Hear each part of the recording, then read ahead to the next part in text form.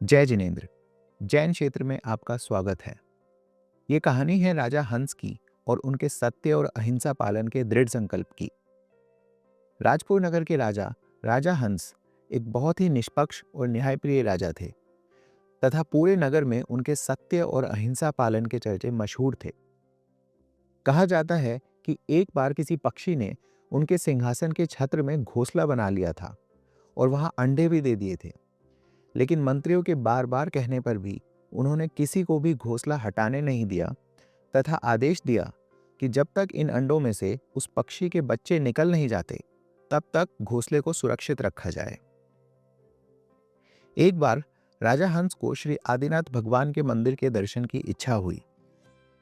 मंदिर एक बहुत ऊंचे पर्वत रत्न श्रृंग के शिखर पे था तथा वहां जाने में कई दिनों का सफर था। इसलिए उन्होंने अपने कुछ खास और विश्वसनीय मंत्रियों को राज्य की देखभाल के लिए नियुक्त किया और स्वयं अपने कुछ दासों और सिपाहियों के साथ दर्शन के लिए चले गए।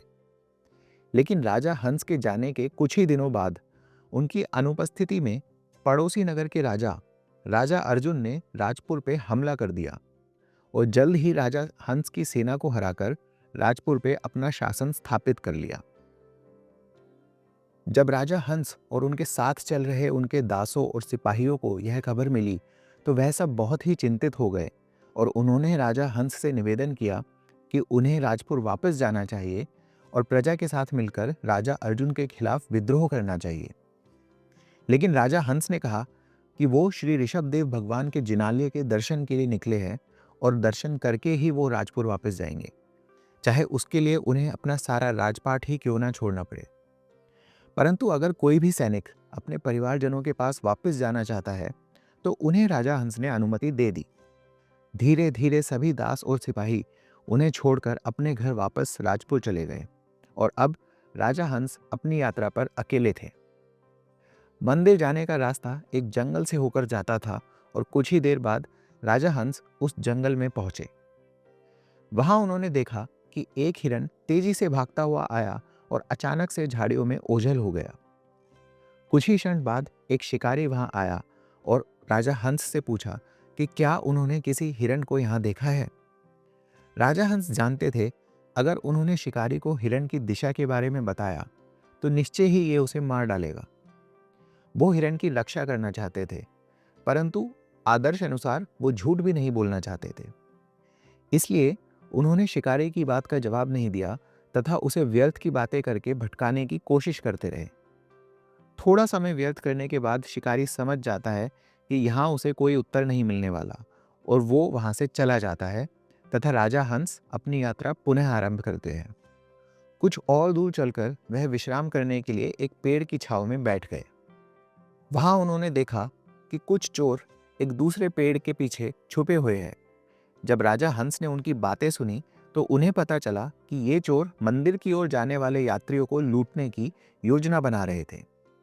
राजा हंस चिंतित हो गए और सोचने लगे कि वो मंदिर की ओर यात्रा करने वाले यात्रियों की सहायता कैसे कर सकते हैं। तभी वहां कुछ सिपाही आते हैं और राजा हंस को देखकर उनसे पूछते हैं कि क्या उन्होंने यहाँ किसी संदिग्ध व्यक्ति को देखा है। सिपाही बताते हैं कि उन्हें सूचना मिली है कि चोरों का एक गिरोह यहाँ छुपा हुआ है और यात्रियों को लूटने की योजना बना रहा है। एक बार फिर राजा हंस दुविधा में पड़ गए। उन्होंने सोचा कि अभी तक इन चोरों ने किसी को हानि नहीं पहुंचाई है।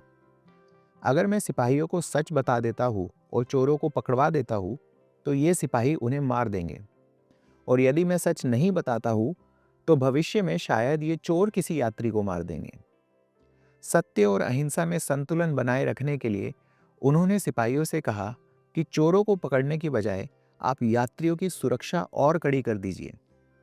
चोर जब आपको देखेंगे तो किसी भी यात्री को लूटने की कोशिश भी नहीं करेंगे। ये सुनकर सिपाही तो वहां से चले गए, लेकिन चोर पेड़ के पीछे छुपकर ये सभी बातें सुन रहे थे और सिपाहियों के जाते ही वो बाहर आए तथा उनकी जान बचाने के लिए राजा हंस का धन्यवाद किया। राजा हंस ने उन्हें चोरी, हिंसा और अन्य दुष्कर्मों को छोड़कर सत्य और अहिंसा के मार्ग पर चलने को कहा और अपनी यात्रा पुनः आरंभ कर दी। कुछ देर और यात्रा करने के बाद उन्हें फिर से कुछ सिपाही मिले, किंतु इस बार ये सिपाही राजा अर्जुन के भेजे हुए थे और राजा हंस को ही ढूंढ रहे थे।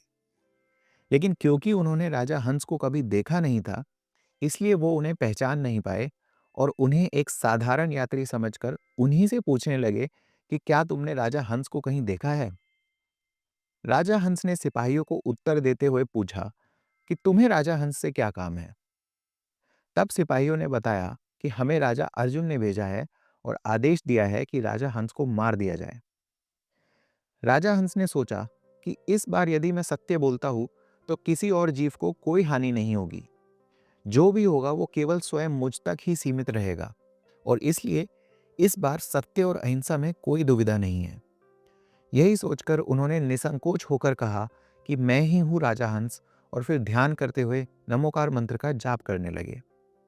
सिपाहियों ने भी अपने तीर राजा हंस की ओर तान दिए। तभी अचानक स्वर्ग से एक देव प्रकट होते हैं, जिन्हें देखकर सिपाही भाग जाते हैं। देव राजा हंस के सत्य और अहिंसा पालन तथा जिन भक्ति की प्रशंसा करते हैं और फिर उन्हें अपने रथ पर बिठाकर रत्नशृंग पर्वत के शिखर पर ले जाते हैं, जहां राजा हंस पूरे भक्ति भाव से श्री ऋषभदेव भगवान के मंदिर में जिन दर्शन और पूजा करते हैं। इसके पश्चात देव राजा हंस को राजपुर वापस ले आते हैं तथा राजा अर्जुन की सेना को हराकर एक बार पुनः राजपुर में राजा हंस का शासन स्थापित करते हैं। राजा हंस अर्जुन और उनके सैनिकों को क्षमा कर देते हैं और उन्हें अपने नगर वापस जाने का आदेश देते हैं। तो ये थी कहानी राजा हंस और उनके सत्य, अहिंसा पालन और जिन भक्ति की। राजा हंस की ही तरह हमारे जीवन में भी कुछ ऐसे क्षण आते हैं जहां शायद हमें लगता है कि सत्य का पालन करने के लिए हमें ना चाहते हुए भी हिंसा का साथ देना पड़ेगा, और यदि अहिंसा का पालन करना है तो शायद असत्य का मार्ग अपनाना पड़ेगा। ऐसे क्षणों में राजा हंस की ही तरह हमें भी संयम और विवेक से काम लेना चाहिए तथा हमेशा सत्य और अहिंसा का पालन करना चाहिए। जय जिनेंद्र।